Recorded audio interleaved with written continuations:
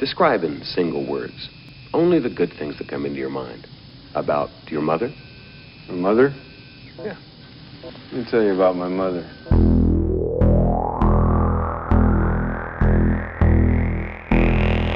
What is real?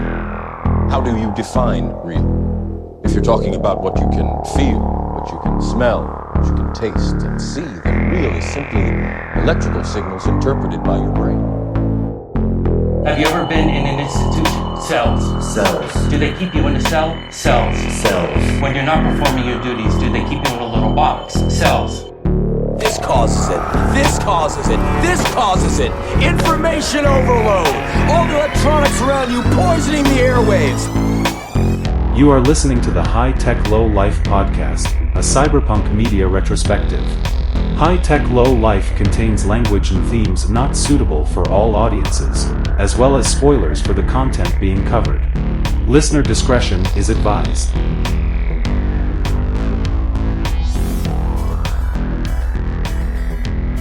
Welcome back to the High Tech Low Life podcast with your hosts, Eric and Josh. I'm Eric. I'm Josh. This week we're covering the High Tech Low Life podcast with your hosts, Eric and Josh. Because I'm we Josh. Okay. We don't have an actual property to cover this week. We're doing what some people would call a mailbag episode, but what we're calling a Mnemonic Courier episode. Yeah, reaching back into the vaults. Yeah, because fits the theme better. Yeah, it does. Basically, what we're going to do is read some of the comments we've received through various platforms. I've tried to organize it in such a way as to do that. Hopefully, nobody sent me anything that they don't want read out and that I actually read out. I don't know. We'll see, I guess. I don't know. I'm scanning through the list of stuff for Social Security numbers, and I'm not spotting any yet, but hopefully. But thanks for sending them. Those of you who do send your Social Security numbers, it's really helping. Yeah, this is going out midnight, Wednesday the 6th. So early Wednesday morning. It's my birthday. So this episode is being released mid your birthday. Mid Post my birthday, post Eric's birthday, mid Confederate flag controversy, mid American Civil War, post First American Civil War. And all the other civil. And hey, coming up Civil War, which might be starting on your birthday. No, I was saying that it's mid that Civil War. Yeah, I guess mid. Let's be honest. Mid Second American Civil War. I think we'll be able to pin that start date pretty well. I guess that's how we can jump into dystopia talk, because there's no point in like making predictions for the election because it'll be old news when this comes out. Yeah. I mean, let's be honest, we might not know yet who the winner is. We almost certainly won't, but all the votes will be cast. Yeah. And then hopefully within a few days, we'll know. Yeah, hopefully. I don't know. Maybe it'll be a blowout, and we'll know that night. That'd be interesting. Either way, I don't. Yeah, interesting. Like, there's just a level at this point where I'm like, I have no idea. There's too much signals for me to decode what I think is actually going to go on. So, it seems like both sides are absolutely convinced they are going to win, and the other side has no path to victory, and that seems dangerous. Yeah. So that's what I want. I wanted to do a little. Let's not predict the outcome of the election. Let's predict the aftermath of the election. How do you? I guess we could do it for. I think if Trump wins, honestly, there won't be much. I mean, there'll be some resistance started and there'll be some protests, but there won't be any like violence. Yeah, I don't know. It's given the tenor of the past 4 years, and honestly, the 4 years prior to that, it is very possible. I think you're right to some extent in that. Yeah, there's going to be some resistance and stuff. I do think there is a reasonable chance for a pretty surprising level of violence in reaction to peaceful protests. If this isn't making sense, feel free to stop. No, it does. Yeah. Yeah, counter protesting.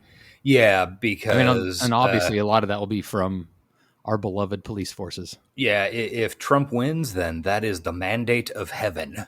Yeah. To take it back to the old Chinese emperors, and those, and the guys who voted for him can do whatever they want.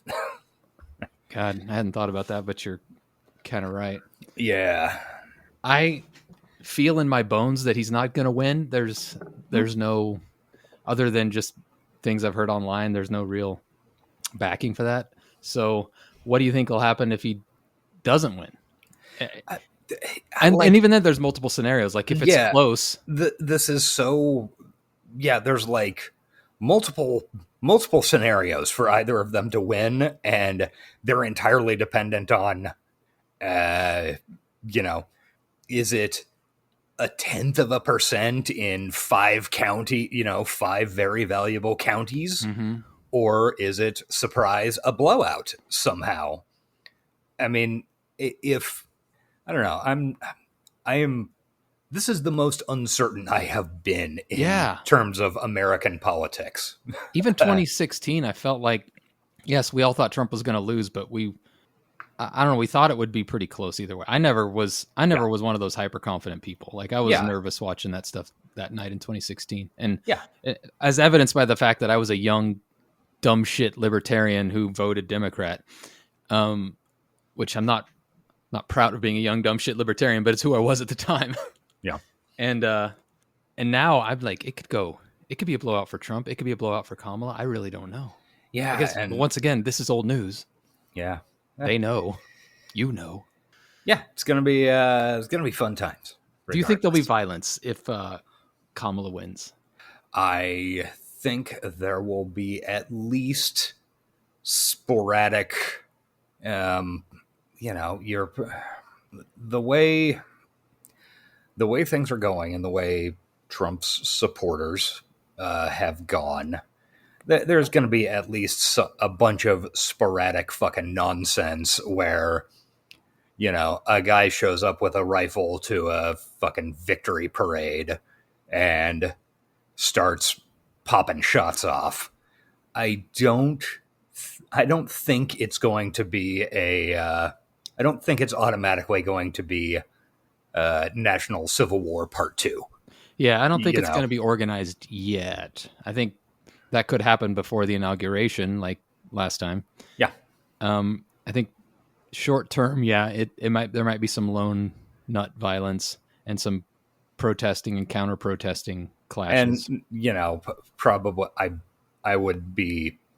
very willing to predict, there are going to be bomb threats against polling locations. Absolutely. And fucking various secretaries of state offices and stuff like that. Yeah. But I don't know, man. I'm real uncertain. I like to make predictions because I tend to be pretty aware of stuff. I do not feel comfortable making predictions at this point. I know. There's just like the zone is flooded with shit from both sides, and I have no idea. It's weird. Tense. Yeah. I'm tired of these tense elections. I want to go back to like Romney and Obama. Yeah. Or Alien versus Predator. Whoever wins, we lose. God, best fucking tagline in movie history. I've started, probably because of you, I've started saying that anytime I hear Alien versus Predator, which is more frequently than you'd think. Yeah. And I just always say that now because you have to, because it is good. It's maybe the best tagline in movie history. I mean, like, you can't beat it. There's nothing,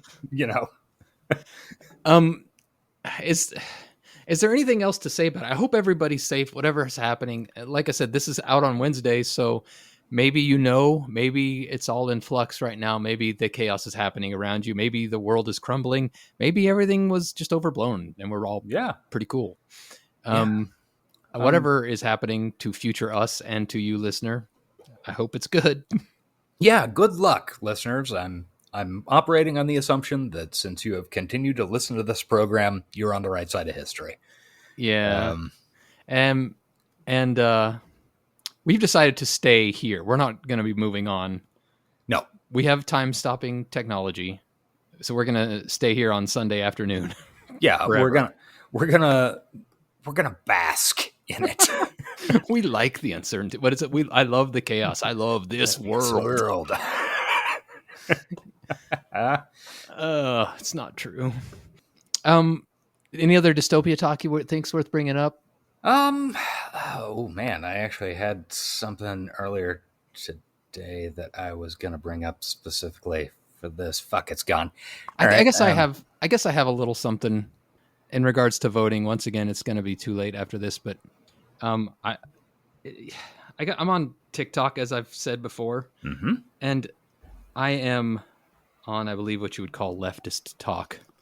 And there's a lot of leftists on there, and I also get a lot of Democrat stuff. And I've noticed a lot of fighting between mainly Democrats and liberals yelling at leftists for not voting or for voting for Jill Stein.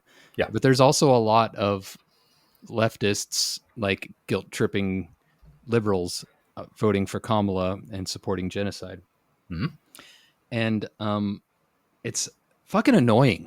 Yeah, I bet it is. And I think there's a really fun riff in the past, I don't know, several months of internet left of center American politics discourse about whether or not, like, it's the thing of are you saying I'm not going, like, should you be able to hold politicians accountable for what they are going to do with your vote? And it's honestly a really interesting philosophical discussion. Like, if, like, should you be able to say, well, if Kamala, even though I, like her better than Trump, if she isn't going to do anything, and is in fact an enthusiastic supporter of the genocide in Palestine, I am going to withhold my vote unless she does something different.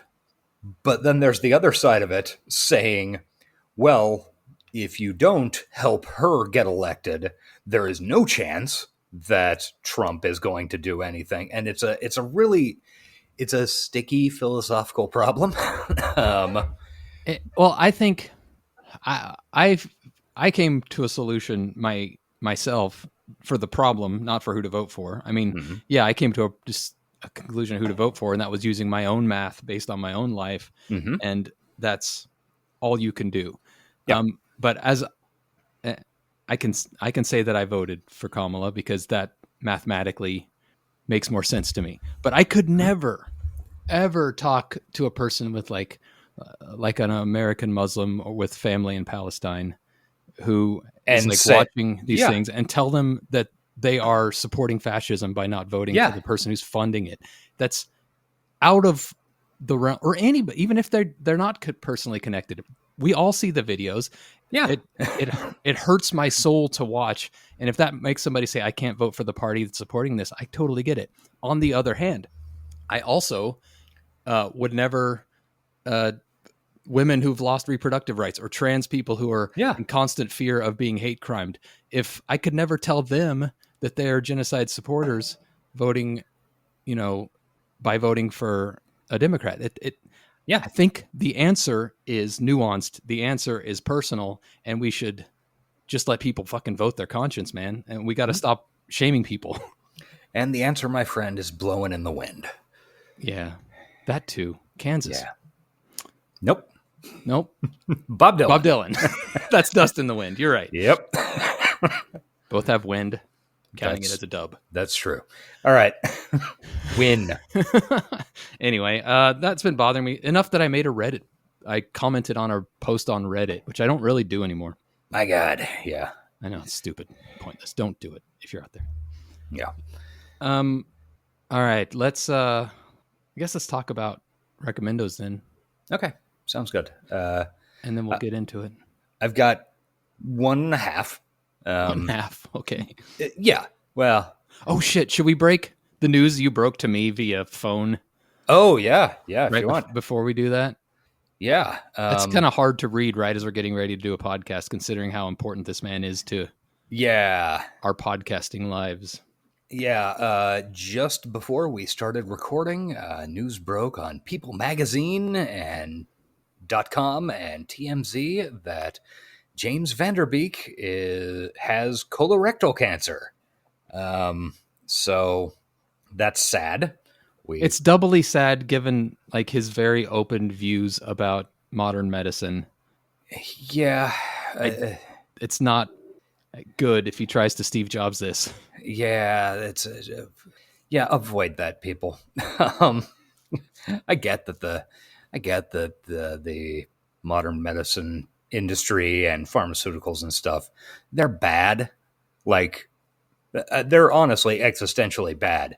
Yeah. However, they have come up with effective treatments for many, many things that are very, they're very definitively better than, I don't know, acupuncture, diet manipulation, stuff like that. I mean, and you know, some of that stuff can do a lot of good, but not against cancer. Yeah, cancer. That's one of those. That's one of those big ones. You probably want to go with, the modern medicine. Yeah, I hope he does. Like, you know, we've made podcasting careers off talking shit on Dawson and James Vanderbeek, but truth be told, even as wild as his views get and the crazy stuff he says on Instagram, there's always going to be a place in my heart for James Vanderbeek, and I hope whatever medicine he needs, he gets, because it'll be a sadder world for us without him. Yeah, that's certainly true. And for his 4 or 5 kids, 6 kids, good Lord. 5 God damn it, Vanderbeek. Please, hope you get the right treatment. God damn it. Yeah. All right, that was a fucking fun thing to talk about. What's your 1/2 recommendo? Oh, no, it's 1.5. Oh, 1.5. I'll start with the half first. Half recommendo for Hardwired by Walter John Williams. It's the book we're going to be talking about next week on the show. Oh. I thought it deserved an extra plug this week. If you have not read it, which I had not. Which blows my mind. Yeah, I read that. I honestly don't know how I avoided it. Like, and it wasn't an intentional thing. I was under the impression that, like, oh yeah, I think I read that, but I definitely have not, now that I'm a third of the way in. And a third of the way in, it is a fucking banger. Yeah, and I've heard it gets better at the end. I've heard it starts slow and gets really good at the end. It's what some reviews I read on Audible for it said. So, starts off, maybe it's better for us because it starts off at least partially where we live. It's just kind of neat. Yeah, that's true. Fucking skating down the Merdocine Valley. Yeah. I recognize all those places. I know. Yeah. For my, I've got 2.5 recommendos as well. I'll do the half first. I finished Pachinko, which we talk about all the way through the second season. Yeah. It's just a lovely, heartwarming, and also heart-rending show. It really is. It's so, I don't know. I can't explain it. It's almost just like a soap opera at times, but it's just so lovely. And the main elderly actress is... Oh, she is upsettingly good. I don't know if she was nominated, but she fucking needs to be, if not for awards. She's so good, and she's so compelling, and man, it's a great show. Yeah, it really is. It will rip your fucking heart out and shit on it, though. Just be ready for that. And it's, that is absolutely the truth. And it is, like, it's an amazing example. I'm not sure if every episode, but most of the episodes were directed by an artist named Kogonada, who also directed the movie a couple of years ago that I recommended called After Yang. Yeah, I with think Colin Farrell. I think we've definitely talked about this before. Yeah. And boy, the fucking direction in that show is amazing. Like it's really incredible direction without being super showy. Like most of the time when people talk about like, oh, the direction in that, there's a bunch of showy stuff, like, you know, big long tracking shots or all sorts of fucking slam zooms or something like that. But boy, he's got a fucking eye. Just it's great. Yeah, I think I will absolutely second the recommendation for that show. It is completely not cyberpunk. No, not whatsoever. Boy, it is so good. There's Yakuza in it. There are Yakuza. There's pachinko parlors. I mean, those pop up. So, I mean, there's some distant cousins of cyberpunk stuff. Yeah, definitely. And I mean, one of the plots takes place when cyberpunk was taken over. It was very popular. The SF market. Yeah. Okay. So great. There's our connection. What's your other recommendo? My other recommendo is a movie I watched last night, and it is less cyberpunk than pachinko. Oh boy, that's tough. Yeah. A World War II K-drama. Yeah. It is a movie that came out pretty recently and has just come out for streaming, rental, etc. It's a film called The Apprentice. Have you heard of this? Is that the one with future President Donald J. Trump? Yes, that is correct. Didn't care for it. Yeah. So anyway, I think that Jeremy Strong is really good as Roy Cohn. And Roy Cohn has for decades been one of my, he's one of those interesting monsters that America comes up with every once in a while. Where you're like, this person is clearly deeply fucking evil, but boy, there's a lot of psychology in there, making this happen.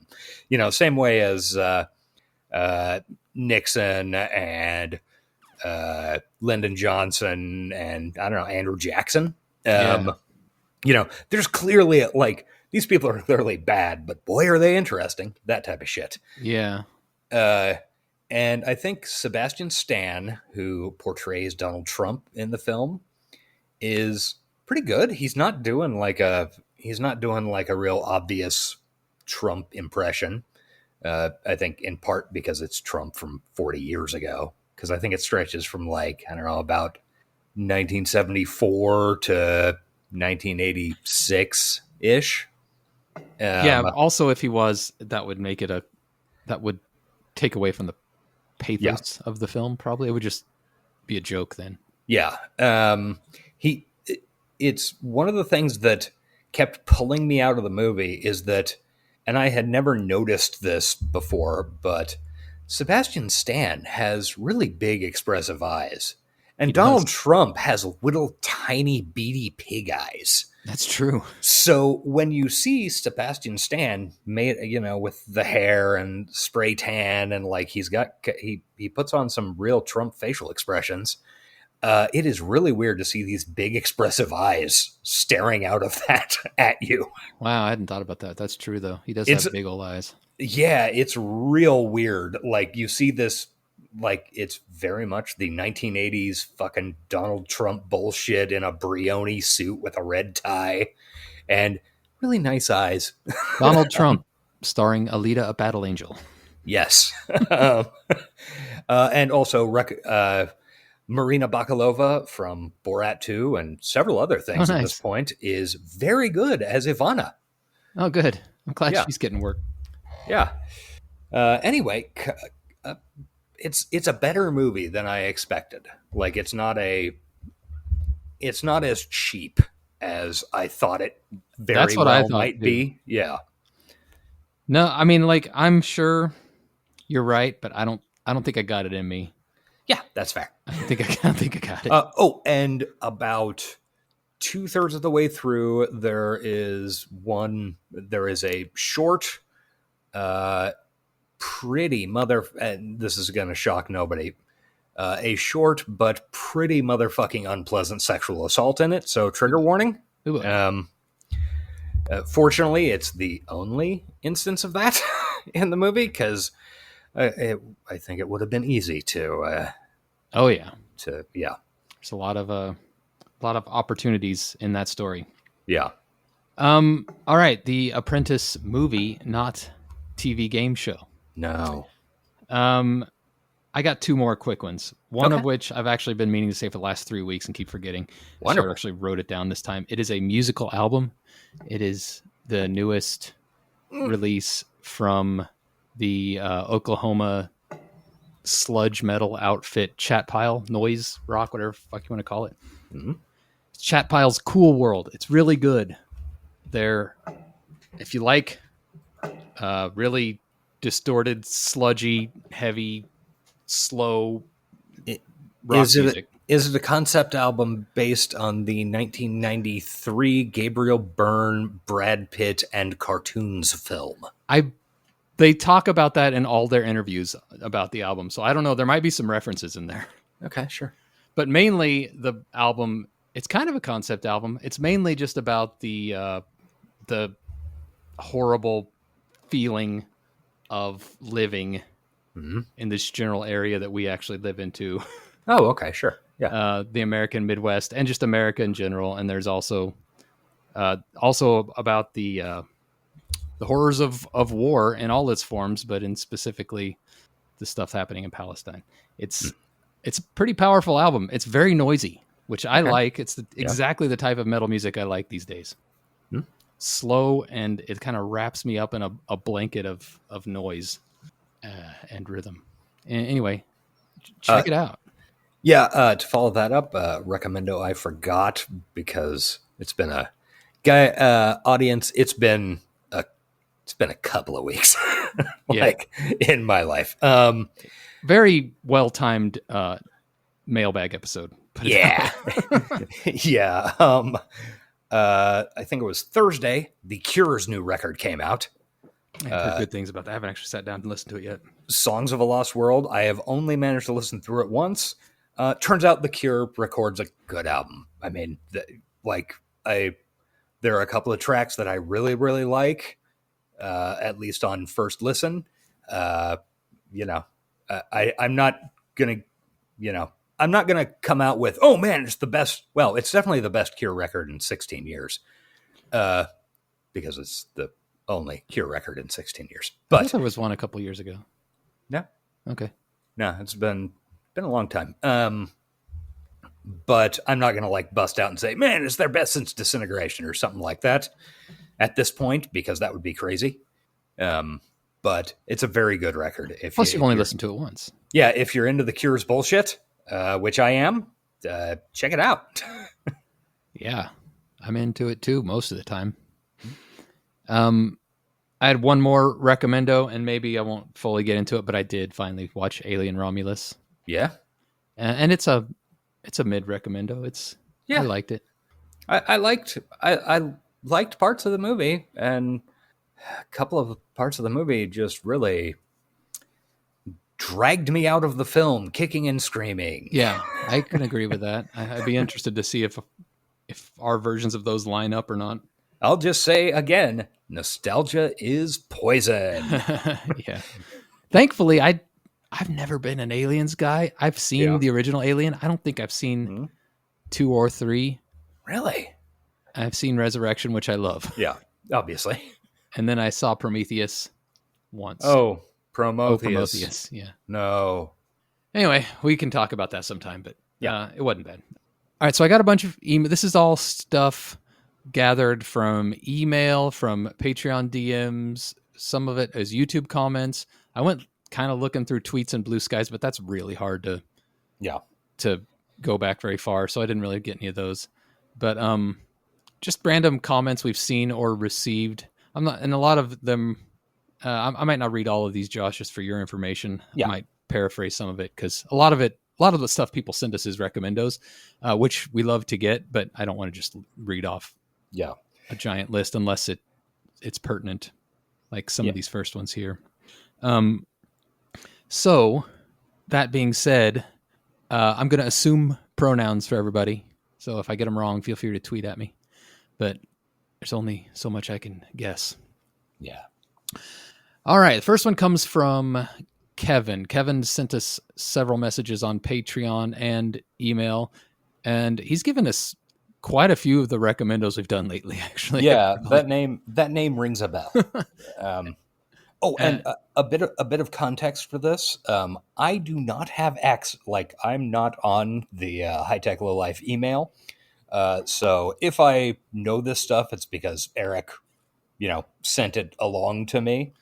I pretty much always forward you any emails I get. Yeah.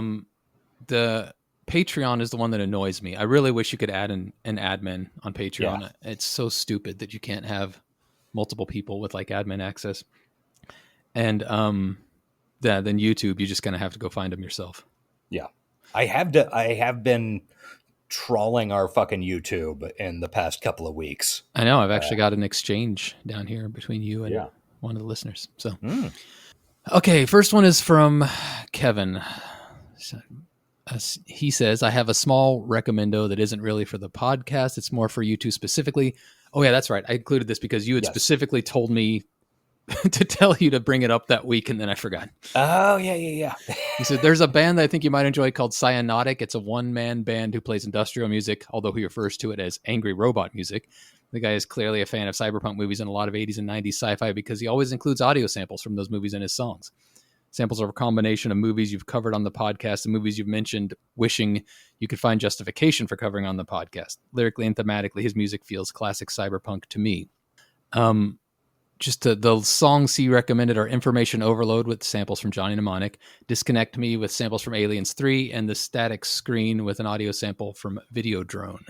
Yeah, I listened to I don't remember. Okay, so I guess this was like 2 months ago. Yeah. Yeah, okay, so that makes me feel slightly better about not remembering every bit of it. I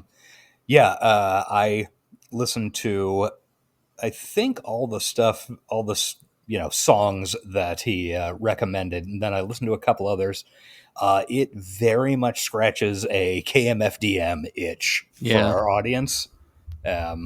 So if you are into fucking industrial music of the 1990s, this is somebody doing it now. Yeah, the 3 songs he suggested are pretty good. The Johnny Mnemonic. I mean, I love a Johnny Mnemonic quote. Obviously, I put them in every fucking intro I've done. Yeah. And there's so many of them. So, yeah, what's the name again? I lost it. Cyanotic. Yeah. In another, this is from Patreon, but Kevin also said, I finally listened to your Free Jack episode and feel like I need to apologize for recommending it. Obviously, the movie is terrible, but it never occurred to me that you might not have seen it before. I guess I assumed you knew what you were getting into. Still ended up being a great High Tech Low Life episode, so I can't feel too bad about it. I think the movie has great cyberpunk themes worth discussing, even if they're poorly executed. Also, I think it's more fun when Josh struggles to summarize a movie than when you guys gush about how perfect something is. Although, sorry, this is the movie that finally broke you, and now you're done with bad movies. That definitely wasn't my intent. Anyway, keep up the good work. I included this because, well, we mentioned it before, but if you recommend something that's bad, don't ever apologize. Like, for one thing, opinions can differ. Yeah, and sometimes bad things are good. Sometimes recapping bad things is fun. Yeah, I mean, I'm sure I've mentioned on this show before, I've never been a fan of, hey, let's sit down and watch a bad movie, just as a goof. Yeah, it just like, I'd rather watch a good movie. But sometimes bad movies have, interesting and good choices, or like there's an idea in there that's worth talking about. So. And I think Free Jack had that. Like, Jason X didn't have that. Yeah. Which is why we struggled to make that episode. Yeah, it really, really was. But, Free Jack had a skeleton that could have been good if fucking Mick Jagger hadn't got in there and fucked it up. One of the weird, theoretically, that guy should be able to bring something to it. You would think. But I don't want people to stop sending us bad cyberpunk movies Yeah. because Josh may not like doing them, and I'm sorry for that. I am ambivalent. I don't mind doing the bad ones, and I know a lot of our listeners, like he says in this email, Yeah. actually like listening to us suffer. So we should Yeah. give that to you once in a while. Yeah.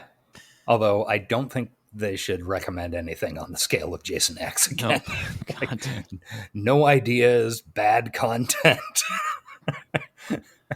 Speaking of Jason X, we also just got a recent one from Kevin. He says, "Hey, I just finished listening to your Jason X episode and wanted to let you know that surprisingly, Jason X isn't the worst example of horror movie icon brought into the future to terrorize people on a space station. There's actually a movie called Dracula 3000. And looking at the poster, you might be fooled into thinking it could be cyberpunk." He then posted a picture of the poster, which, yes, looks very like Geiger ripoff V, from what I recall. He says, "Unfortunately, the Dracula in this movie doesn't look anything like the poster. It looks more like his costume was bought at Spirit Halloween." He then posts a screen cap from the movie, which I didn't include, Josh, but he's not lying. It's like a cheap, shitty cape. I have just pulled up the IMDb entry, and it started playing the trailer. And oh boy, oh boy, it really does appear to be. Oh my God, Spirit Halloween cape. Yeah, Yeah, that's a pretty good way of describing it.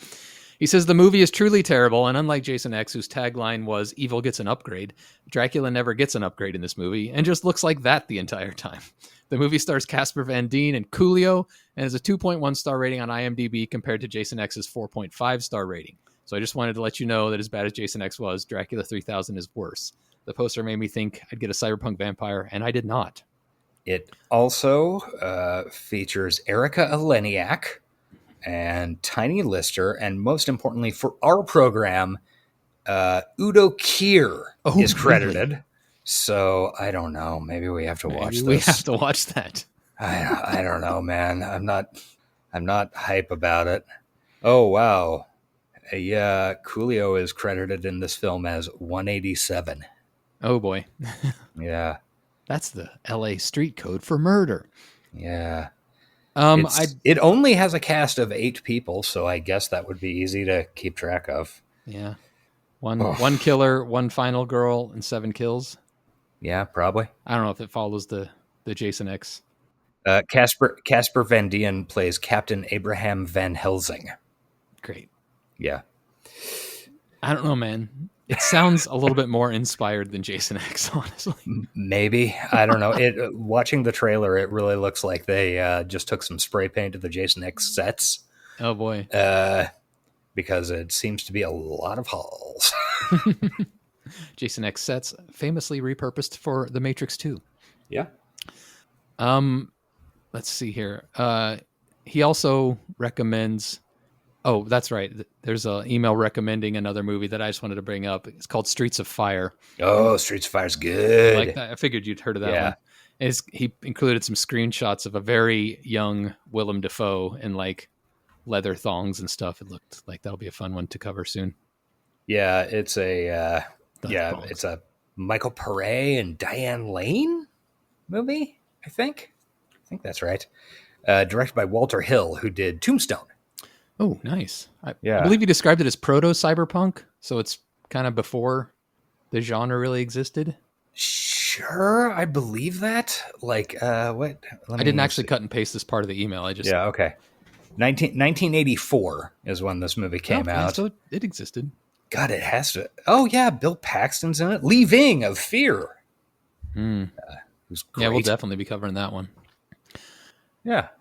It has been so long since I have, like, I'm sure I saw that movie in the early 1990s. You should go ahead. You should pull up the list and add this to it while we're going. So we don't that's actually a smart fucking idea. Hey, good job, Eric. Just thinking, like, as opposed to me going, yeah, we should add these to the list after the show. I know I'm never going to remember it. We do that constantly. Yeah. Whenever I say we'll add it to the list, we probably will forget to add it to the list. But sometimes I remember. Once every 4 months, we go, oh, shit. There is an actual list. Yeah. All right. that is all from Kevin. Thank you for all your recommendos and all your emails. Yes.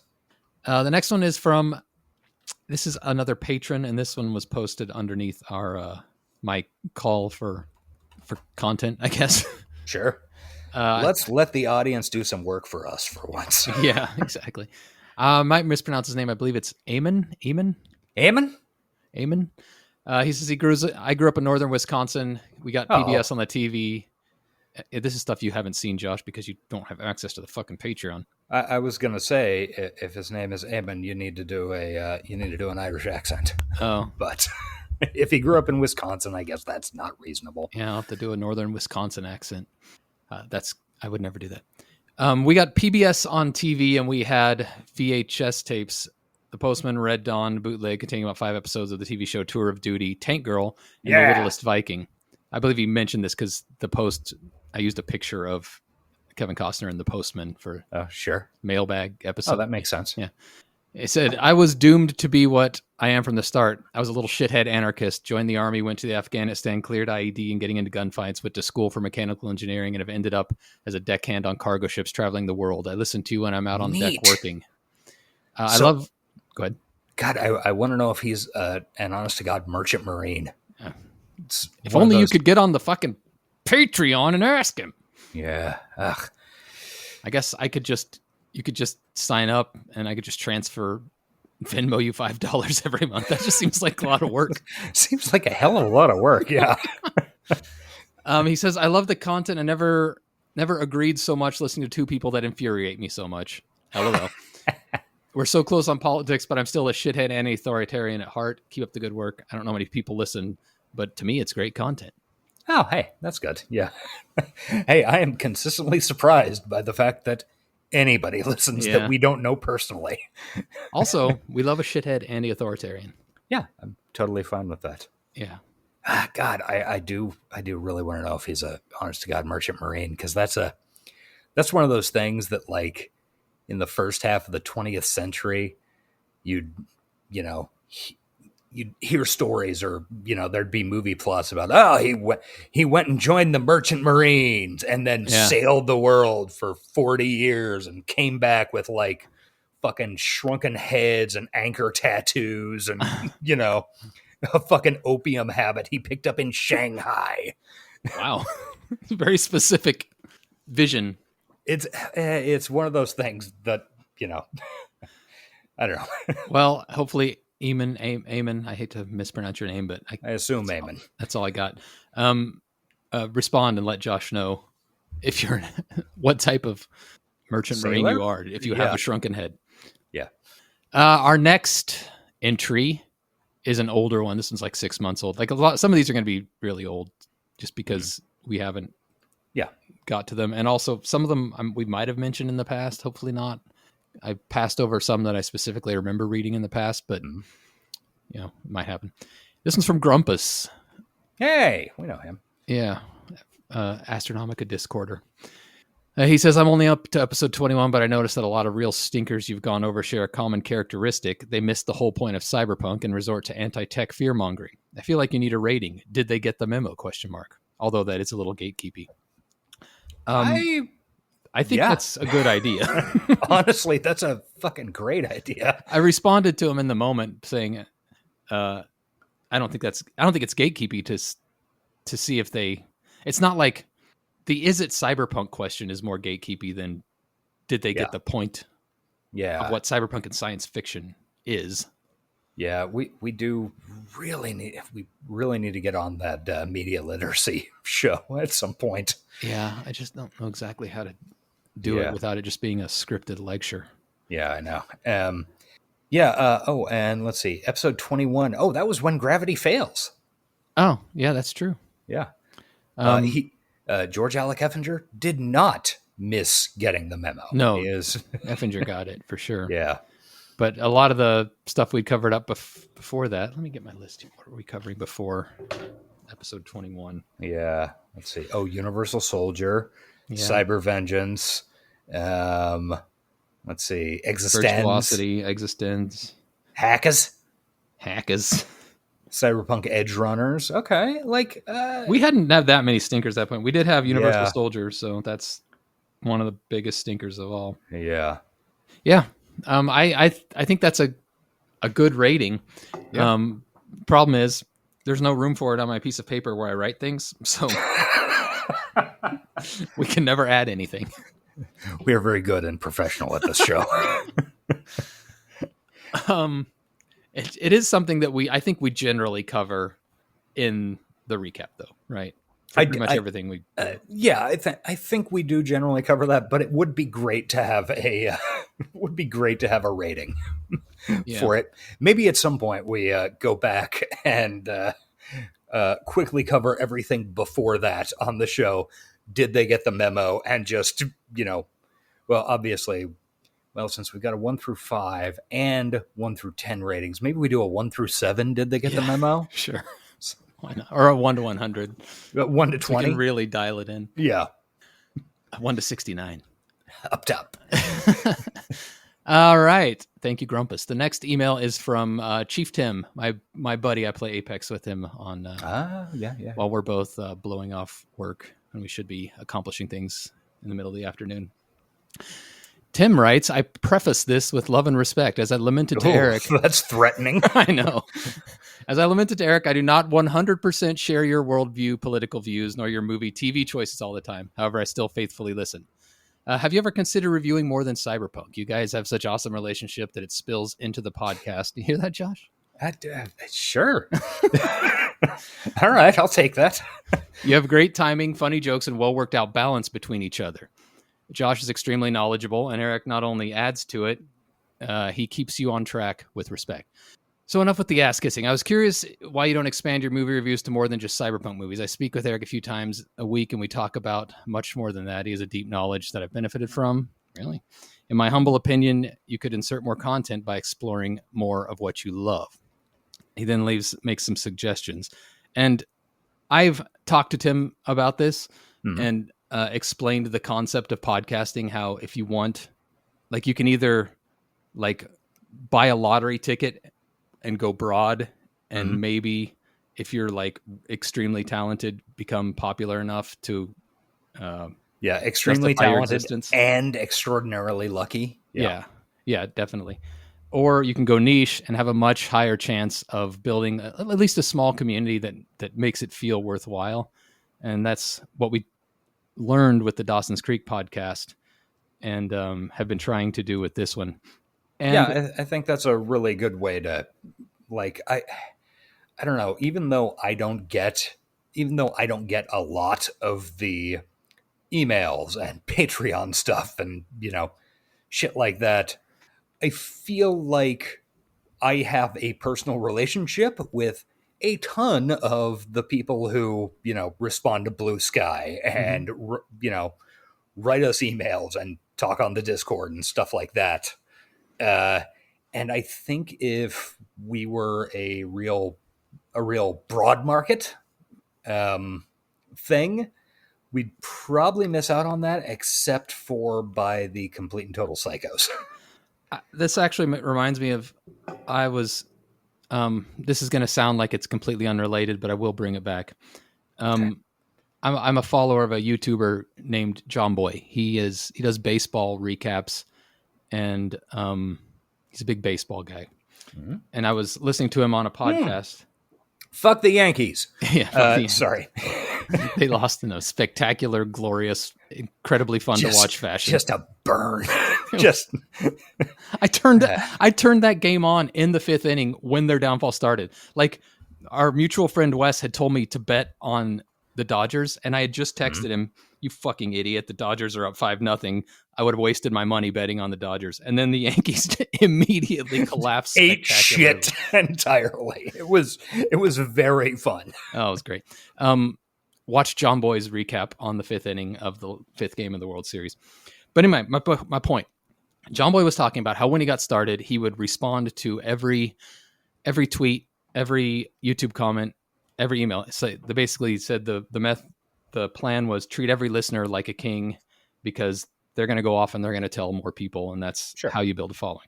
And then he talked about when COVID hit and they started really blowing up, they're like a media empire now. They've got multiple shows. They've got television shows. They're huge now. And he says, you can't do that anymore. And a part of me was like sad. It's like, I feel like you lose something when you're no longer like, obviously that's when the haters show up and you don't, at that point, it becomes less enjoyable to interact with your listeners. But I enjoy the interactions on a small scale, and you can't do it when it gets to a certain level. Yeah. I really, I certainly wouldn't mind some more, more volume than we have of listener interaction, but I want to keep it on a first name basis, if that makes sense. Yeah. Not saying we don't want to grow more. I would love to get bigger. We're nowhere near the cap of what we can handle, but also there's not a lot of cyberpunk representation out there. The other cyberpunk podcasts that exist are either really sporadically uploaded to, or, not, they're just different formats mainly. Yeah. So we thought it'd be fun. Plus we've been playing Shadowrun together since the 90s. So we thought it'd be fun to talk about. Yeah. Going back to earlier in his email when he said, you guys have such an awesome relationship that it spills onto the podcast, et cetera, et cetera. Timing, funny jokes, well worked balance between the two of us. Yeah, that's what 30 years of mutual antagonism will do. Yeah, pretty much. And shit, at this point, almost 10 years of podcasting experience too. Yeah.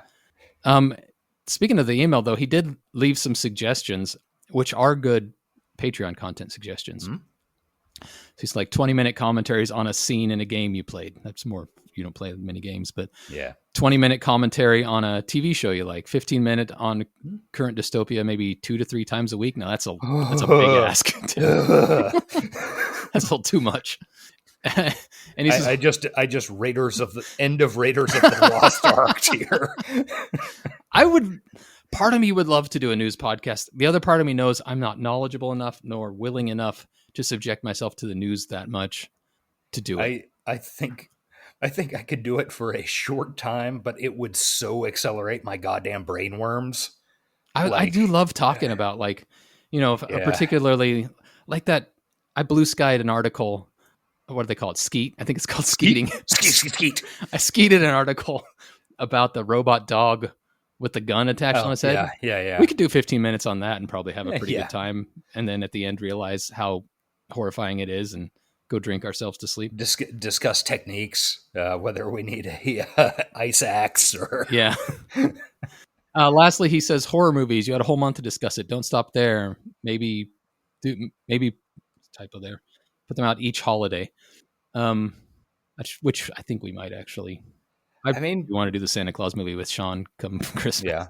Yeah, we got to do that. I think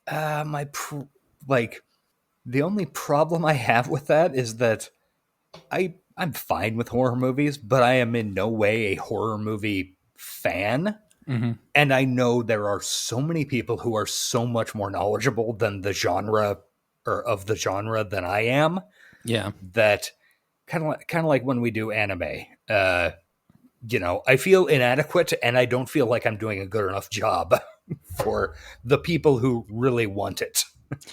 Yeah, I get that, but also our learning is a chance for other people to learn, and it also is a chance for people to comment and educate us, which has happened and might happen in some of these emails coming up. Yeah.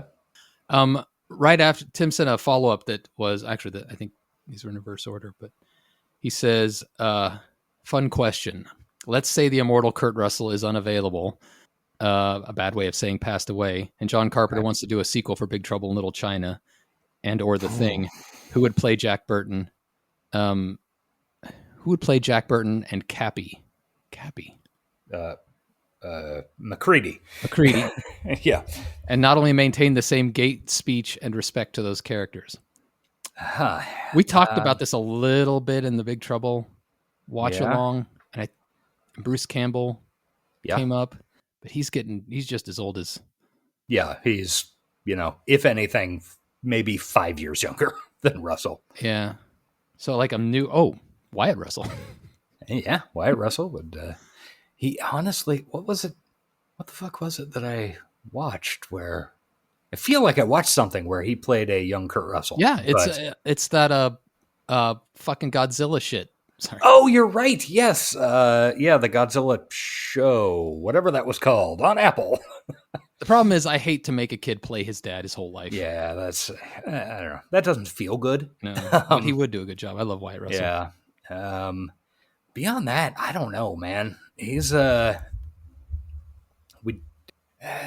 it was a reimagining, I'm trying to think of somebody who's like this might require coming back to, so we don't sit here in silence. Yeah, there's, I think, okay, if we were talking about if Kurt Russell had existed and done this stuff in the 1950s, and then we were coming to this question in the 1980s, we would have a lot more options, I think, because now there is such a split in types of people who are allowed to star in movies, or types of guys that are allowed to star in movies, where they're either at the Chalamet end of the spectrum or the Rock end of the spectrum. And there's not, the middle ground is open.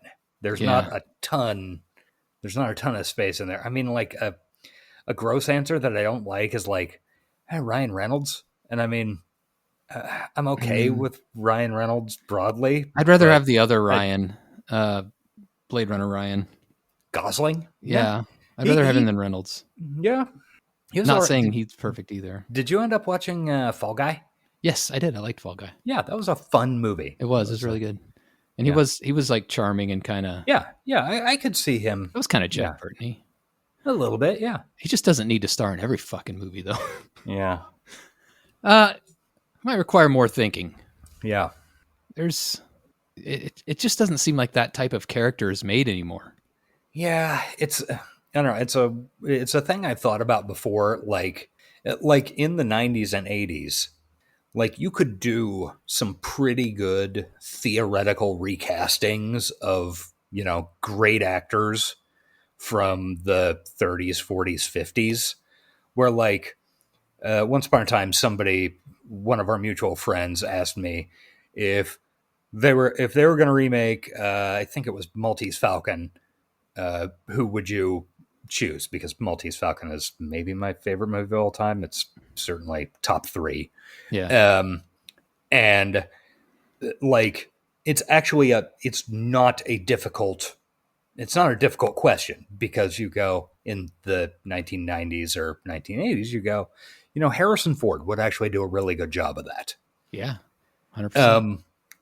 But the movie industry has changed so much that it's really, there are not a lot of unique looking guys who don't look like supermodels, who can play a sense of humor and menace. And I don't know, the movie industry has gotten weird. That's actually, like, I was noticing that watching Alien Romulus last night, and a little bit while watching Pachinko. Like, there's not enough mid to ugly looking people in Alien Romulus. Yeah. These are supposed to be dirt broke scumbag street kids. And let's be honest, you and I grew up with a lot of dirt broke scumbag street kids. Yeah. And they weren't that pretty. No, that is absolutely true. There's always, the group always has like one or two pretty ones and then a bunch of mid to uggos. Yes. Pretty ones with drug problems and then uggos. Yeah. So like, you're right in that, God, actors like Humphrey Bogart just don't exist anymore. And if they do, they're character actors. Yeah, that's the thing. Those guys only exist in that like 35 to 65 age range. And they're never higher than like fifth build in studio films. Yeah, but you got to think, like, when you give them a shot, like the guy that plays Walter White, he was given a shot and became fucking iconic. So maybe take a chance on some of these older character actors once in a while. Hollywood. Well, this is, hey, if Hollywood starts taking my calls, this is on the list. They really should. Yeah, they should. I think they could make some money, and you could make some money. Yeah, that'd be great. There was one final note to this from Chief Tim. He says, I feel Carpenter's movies took a nosedive once his longtime movie collaborator, Deborah Hill, passed away. Just my opinion. We were talking about how there seemed to be like a wall he hit. Yeah, I'm trying to look up. Okay, so Deborah Hill, her last movie that she did with him. Okay, so she did. Okay, so she has a bunch of credits like currently. Oh wait, no, a bunch of these are based on characters created by. Okay. When did she die? Okay, died March 2005. Well, I think not to be uncharitable to our buddy John, but I feel like he was slipping before, that. Substantially before then. Because let's see. Okay, so yeah, she wrote Escape from L.A. Man, we could have done a John Carpenter podcast called The Carpenters. Yeah, would have been a good one. Yeah. Okay. Yeah, it doesn't look like that. It doesn't look like she did any of his movies other than Escape from L.A. after Halloween 2. Yeah. Huh. I get your point because I think he was married to Deborah Hill for a while. I see your point, but I don't think it's quite a strong enough correlation to indicate causation. Yeah. I don't have anything to add to that because I'm not familiar with her. Yeah. All right. Thank you, Tim, for all that delicious content you sent us. We love that tent. Next up, this is an email from earlier this year that we got from Lisa. Oh, boy. Hey, guys. Hopefully I got the email right. Recently discovered the podcast and been binging the episodes. So I just wanted to drop you a line and say thanks for the show. Offer a few recommendos that might not be on your list yet. Strongest are novels, which write these down because we need more novels. I am copy pasting as we speak. 36 Streets by T.R. Napper. Void Star, a novel by Zachary Mason. Damon and Freedom by Daniel Suarez. And Shovel Ready by Adam Sternberg. Damon and Freedom by Suarez. I know that. And Shovel Ready sounds like exactly my fucking shit. Shovel Ready is Josh's middle name. Yeah. 36 Streets is particularly strong recommendation. It's one of the best cyberpunk novels I've read in a long time, and it has all the tropes, cybernetic enhancements, virtual reality, augmented reality, and a dystopian society. The kind of a deviation from the usual setting in that it takes place in the near future Vietnam. See if it does better than that movie we watched recently that I've already forgotten. It was so unmemorable. Took place in Vietnam. We watched a movie. Oh, The Creator. The Creator, yes. No, it didn't take place in Vietnam. It took place in New Asia. New Asia. That's right. You're being racist, suggesting that that's the same thing as Vietnam. Right. I'm sorry. Apologies to Asians. Void Star gets my second strongest recommendation. It's on the outskirts of cyberpunk, but has one of my favorite depictions of artificial superintelligences. A couple of movie recommendations. Automata starring Antonio Banderas, which I think is on our list. You say you killed drug dealers. That's a different Antonio Banderas movie. That's a completely different person. Anon starring Clive Owen and Amanda Seyfried. I feel like I should recognize that one, but I don't. I have added it to the list now. It vaguely rings a bell. Let me see. By the way, I wanted to propose a high-tech, low-life podcast drinking game in which listeners take a drink every time Josh says the line, "Don't worry about it." I don't necessarily think we should try to be killing our listeners, but whatever. It has become a bit of a catchphrase. Yeah, well, there's a lot of shit you don't need to worry about. Well, if you do, the movie will, or whatever we're watching, will fall apart. Okay, Anon. It's a Netflix film. The tagline is "Anonymity is the enemy." Anonymity is the enemy. Wow. The plot summary is: in a world without anonymity or crime, a detective meets a woman who threatens their security. Sounds cyberpunky. And in the little automated trailer thing, there's like Clive Owen in a POV view swinging a pistol around a crowded subway car. So I like Clive Owen. Yeah, the guy's good. He do McCready? No. Oh. He's He's a little too English. He's also fucking old at this point. Yeah, that's true. What if the tagline was anonymity is the sea anemone's enemy? Sure. There's something there. Yeah. I think we're on the right track. Okay. Let's workshop this and come back next week. All right. Lisa writes a postscript. I do appreciate you guys being cool with us, quote, alphabet people. I'm a trans woman and have definitely encountered the gatekeeping you've mentioned, seeing in some online communities. The mental disconnect in being transphobic as a cyberpunk fan is astounding. It truly is. And I was hearing you read that because I wasn't reading ahead. I was confused at alphabet people. What, like LGBTQ? Yeah, of course, obviously. What the fuck are we talking about here? Yeah. Like, I don't know. That's such a reflexive position that I don't feel great about getting compliments for it because it feels like that is the human thing. Yeah, that you should do. Being cool with different people should just be normal. Yeah.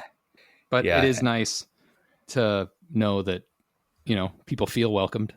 Yeah. I hope everybody does.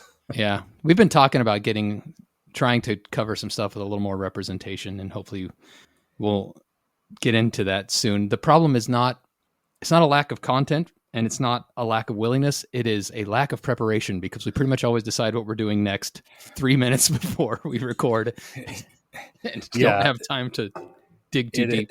It is shockingly rare that we have the slightest idea what we're going to talk about more than, I don't know, 96 hours in advance, or I don't know. How long's a week? It's about right. Yeah. But thank you, Lisa, for that email. And we have added those things to the list officially, not just paying lip service to it. All right, next one. I actually kind of got to hurry. We're actually about a tight 90 into this, so try to rock through some of these. All right. This one's from James. Hello, I'm midway through your second episode on Idoru, and after many of the comments about the poor quality of the audiobook Eric listened to, I have to know which one it was. But why did I include this one? I think I responded to him. Also, I have to pass on my compliments on the podcast. I'm a great lover of the genre, and this is the best podcast I've found on it. I even felt compelled to write a Reddit post about it that was kindly replied to. I wonder if that was one of my replies. Might have been. Keep up the good work. You are doubtless glutted with recommendos, but in case you're looking for one more... Oh, yes. Cyber City. Wait. Yeah, he is the one who recommended that. Yeah, he and Kevin both recommended it. Okay. And yeah, that was a fucking great show. I hope you enjoyed that episode. We did. Yeah. And it has helped us skate through a bunch of non-cyberpunk content with just how cyberpunk it was. Yeah, and I responded to him about he was asking about the audiobook for Idoru, because I was complaining about it very heavily in that episode, and it was really, really bad. Yeah. Yeah, it sounded like it based on everything you said. All right, now I've got some YouTube comments. And we don't have to do all of these. Mm-hmm. But let's see the ones I focused on. I just like this one. I discovered y'all's podcast several weeks ago, and I'm glad I did. You definitely deserve more viewers. Thank you. I agree. Yeah. The Boudin series is awesome. It's a shame the author wasn't able to finish more books. Have you all read his short story collection, Boudin Nights? There's a story that depicts an older Marid. The game's adaptation of When Gravity Fails, Circuit's Edge, is also really fun. Yes, I have read Boudin Nights. I don't think Eric has, but maybe. I haven't read anything past the original. Oh, okay. I've been saving it. Yeah. We should think about doing soon. Yeah, Mike went around the fucking world in 80 days. I heard. Yeah. So we kind of, took a break from that, but we do need to get back to that series. Yeah. Yeah. And the game always fascinated me. The fact that there's a video game about it's a popular series, but it's not like... Yeah, it's one of those things that could only exist at a certain point in time. Right. I played a couple of minutes of the game back, I think, when shortly before we recorded the episode. I found it on an emulator. And it was a little confusing and difficult, partially because that is not the type of video game that any human plays anymore. Well, yeah, if you'll recall, all games back then were confusing and difficult. And if you Yeah. didn't have the manual, you were fucked. If you didn't have the map that came in the box, you were fucked. Yeah. Yep. Games were hard. That was, and on the exact same emulator site that I found Circuit's Edge, I also found one of my great gaming memories. So You Want to Be a Hero 2? Something of fire. I can't remember this subtitle. Anyway, it's set in this Arabian city. It's all medieval, and there's, you're like a rogue, a fighter, a magic user, etc. And I hit the exact same wall that I did 20 years ago when I downloaded the emulator, where the manual contains an answer that I did not have. Yeah. They fucking do that in the 90s and 80s. This is very fun up to exactly this point. To continue, read page 86. Oh, God. I guess it was an anti-piracy thing, kind of. It was. There was one. God, I don't... You sounded far away all of a sudden. I don't know if you're doing something different.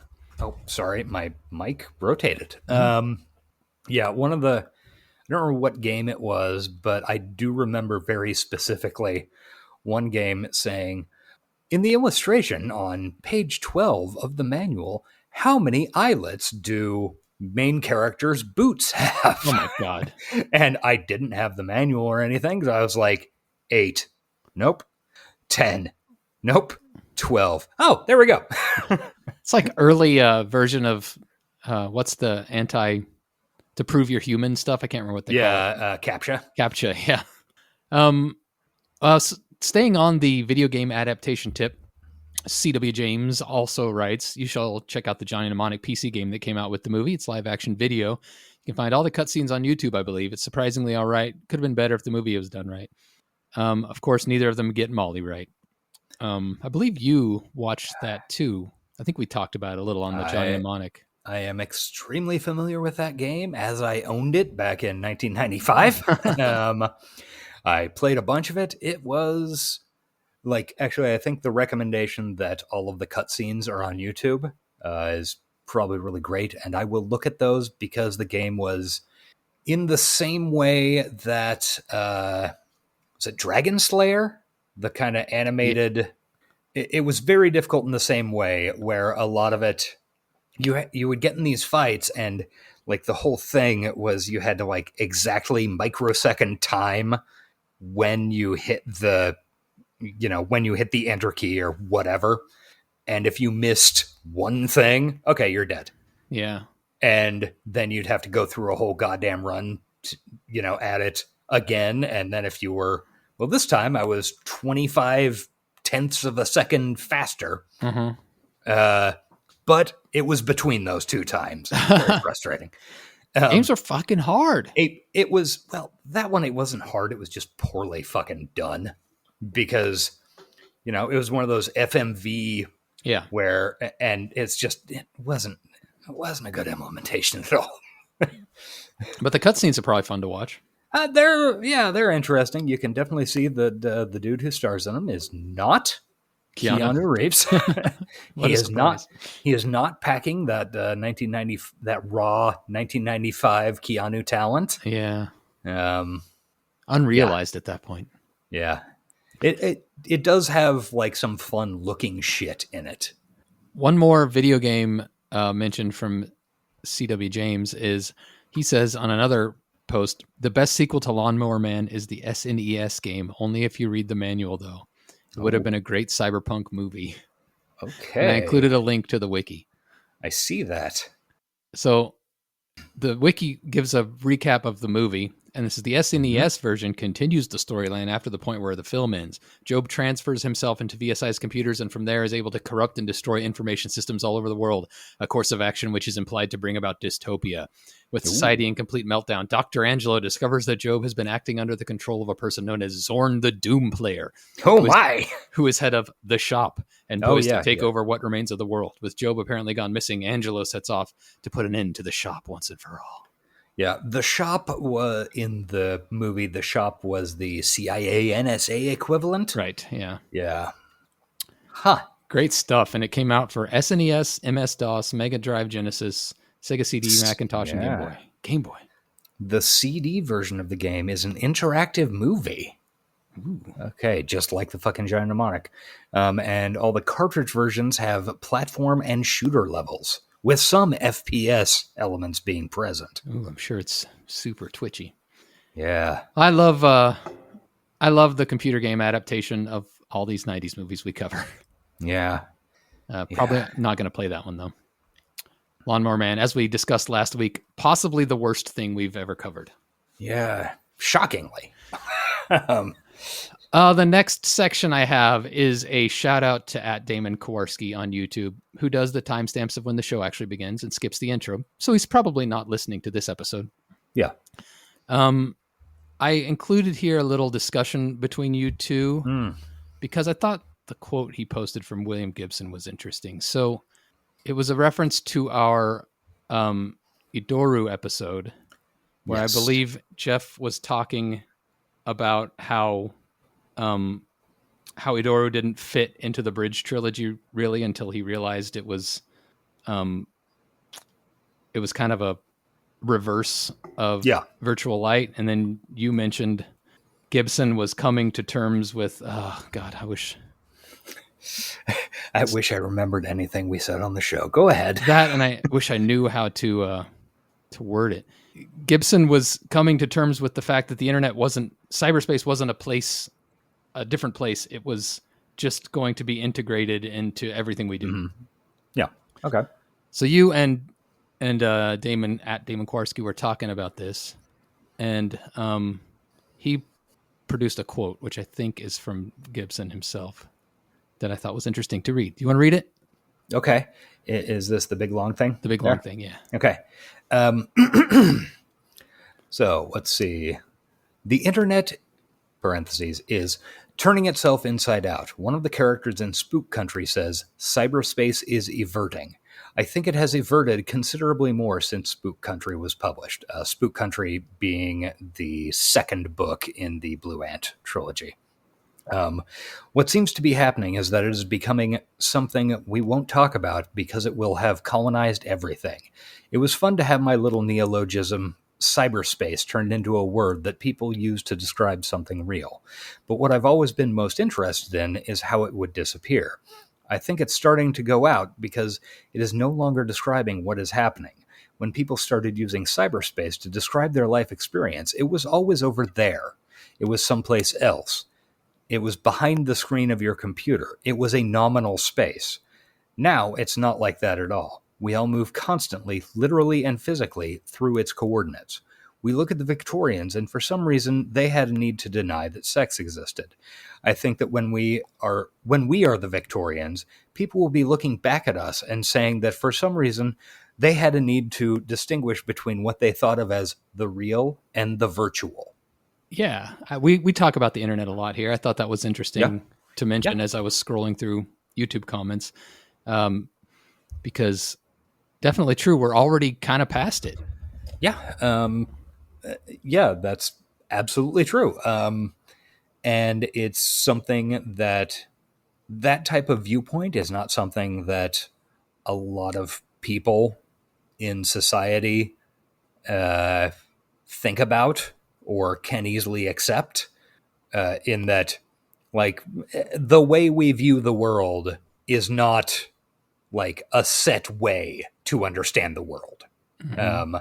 Different cultures and even the same culture through different time have totally different ideas about what is or isn't the world. Or, it actually these days it comes up most often in regards to gender, where, you look back at the Victorians and pink was the masculine color for boys and men. Right. And then in the early 20th century, that stopped entirely. And now it seems to most people very alien, but all of our worldviews are that way. I mean, outside of the bare necessities of you need to eat food, you need shelter, etc. Right. And I think he's turns out that William Gibson probably has a good point here.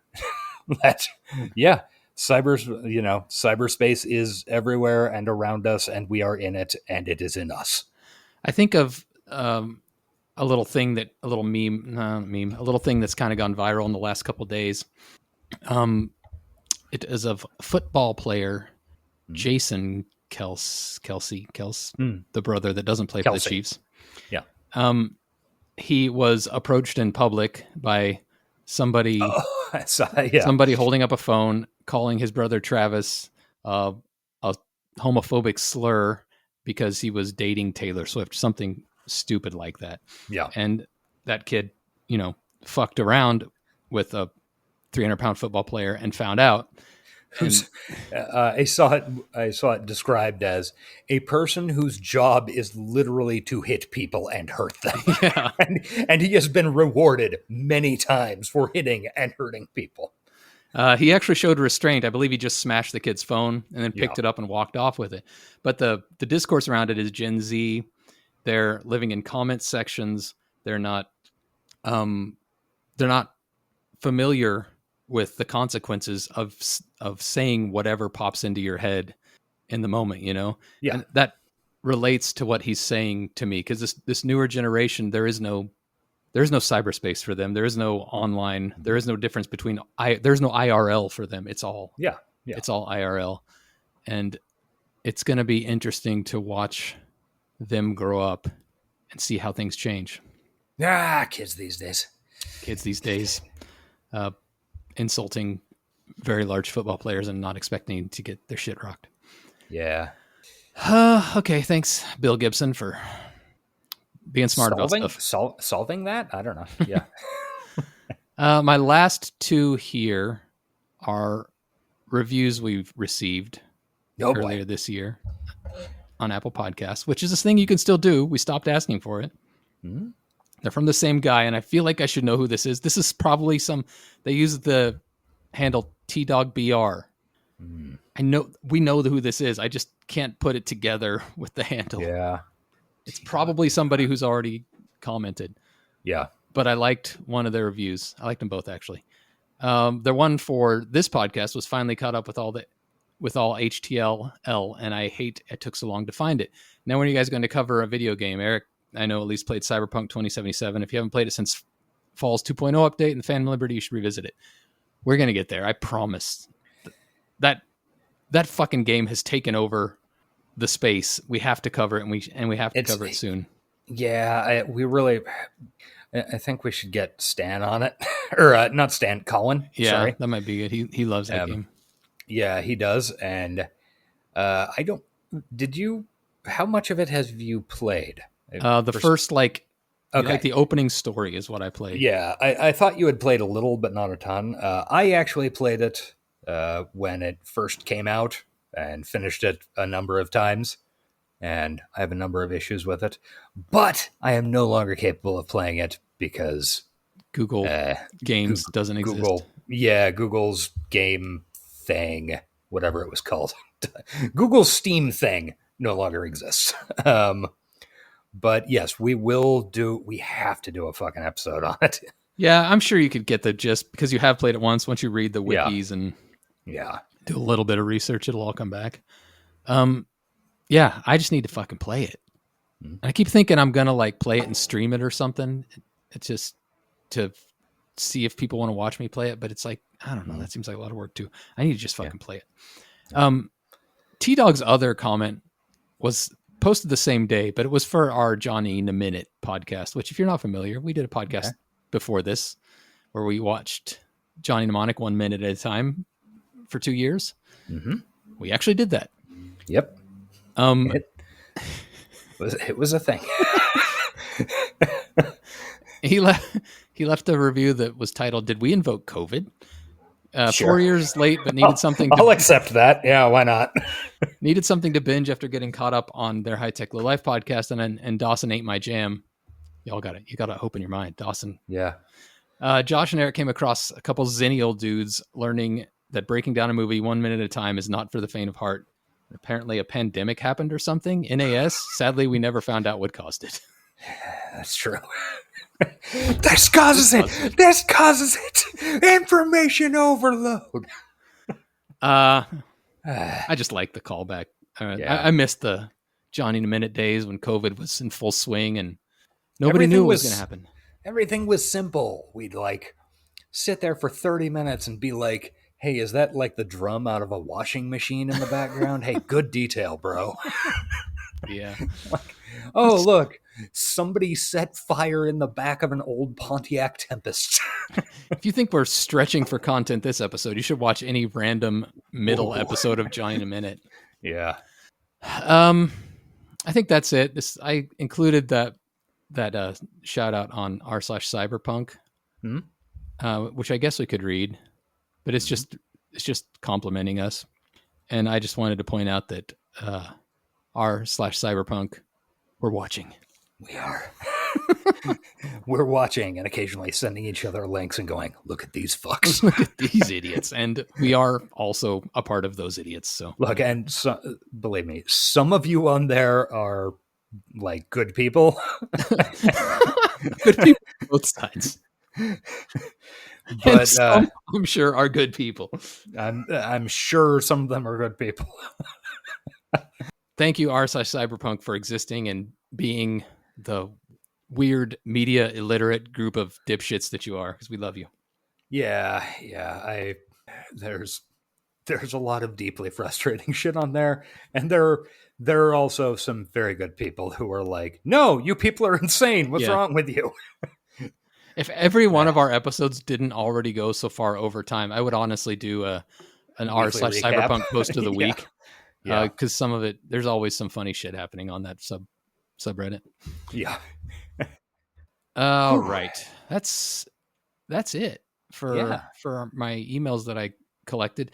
If you wrote something that I missed, I'm sorry. I was trying to put it all together from various platforms, and I didn't want to put anything that was too old on there. Some of them I know we brought up before, so I didn't want to like double up. And some of the stuff I just may have missed. So, well, thank you for curating that, Eric. Oh yeah, no problem. It was tons of fun. It's like a blast from the past. There's a ton of YouTube stuff I could have talked about, but a lot of it's very specific. Recap starts at 34:27. There's a lot of those, but a lot of it is like specific to the context of what we said, and I didn't feel like going back and figuring all that out. So yeah. What are we? Yeah, I think we're time to wrap up. I thought it'd be fun to go back through our ratings, but we could save it for another time. Yeah, I think we got enough. Maybe we save going through the ratings and implementing a did they miss the point? Yeah, not a bad idea. Thing.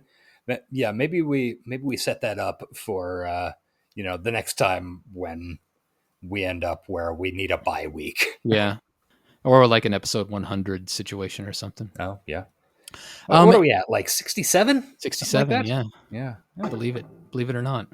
We've been busy since we got back from summer. We've been pretty on the ball every week. So we really have. Hopefully I can finish reading Hardwired and have one next week.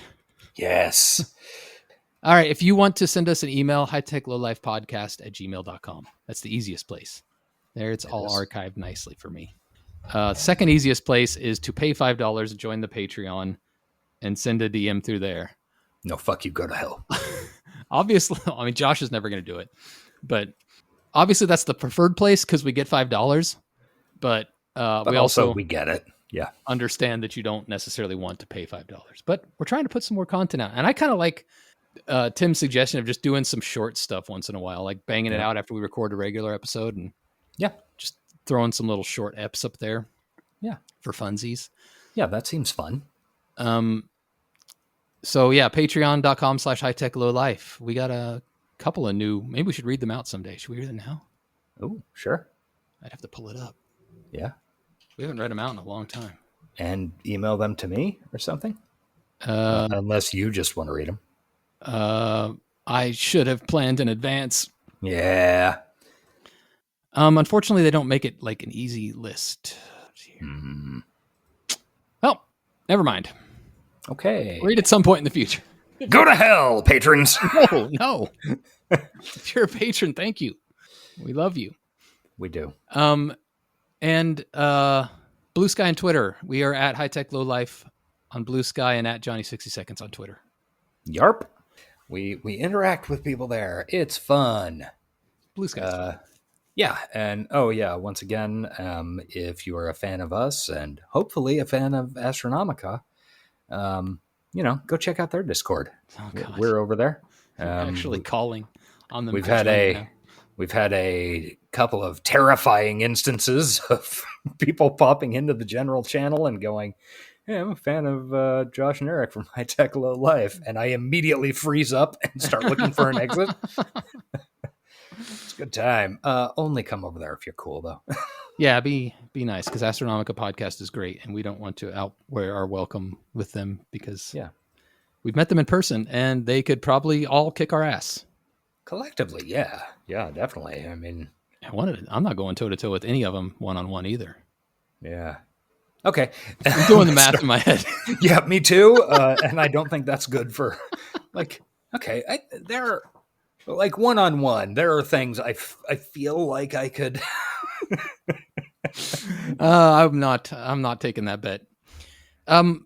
Lastly, stay tuned till after the credits, and I am going to put a selection of dramatic readings of the great poetry of one Mr. W. Axl Rose, as narrated by Mr. Sean Faust, onto our speak pipe. Yeah, that's going to be a Patreon episode soon. Not to scare people off from Patreon, but it's going to happen. We've been promising it for years. Yeah.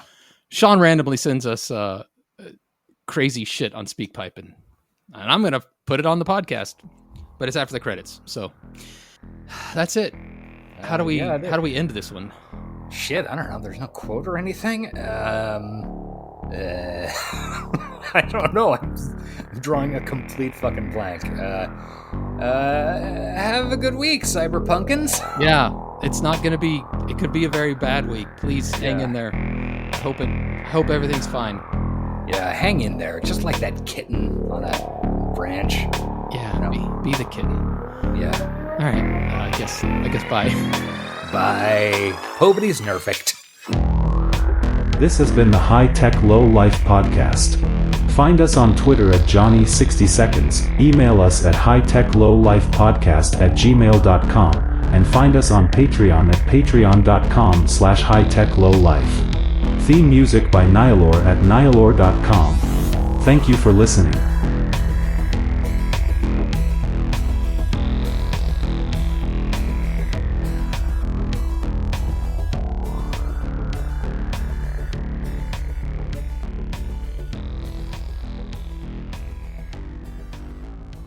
Keep it moving. Come on, what are you waiting on? Let's go. They're trashing our rights, man! They're trashing the fluid data! They're trashing! Everybody out there. Hike the planet! Shut up and get in the car. I'm a cold heartbreaker, fit to burn, and I'll rip your heart in two. And I'll leave you lying on the bed. I'll be out the door before you wake. It's nothing new to you. Because I think we've seen that movie too. Oh. Because you could be mine, but you're way out of line. With your bitch slap rapping and your cocaine tongue, you get nothing done. Oh, I said you could be mine. Oh. Well, you're breaking down my back, and I've been racking out my brain. It don't matter how we make it, because it always ends the same. You can push it for more mileage, but your flaps are wearing thin, and I could sleep on till morning, but this nightmare never ends. Yeah. You could be mine. You could be mine. Yeah. You could be mine. Mine. Why do you look at me when you hate me? And why should I look at you when you make me hate you too? I sense a smell of retribution in the air. I don't even understand why the fuck you even care. Back off, Mitch. Eyes on the highway. Now you're dead in a ditch. I said, back off, Mitch. Was the ice cream really, really, really, really worth it? Back off.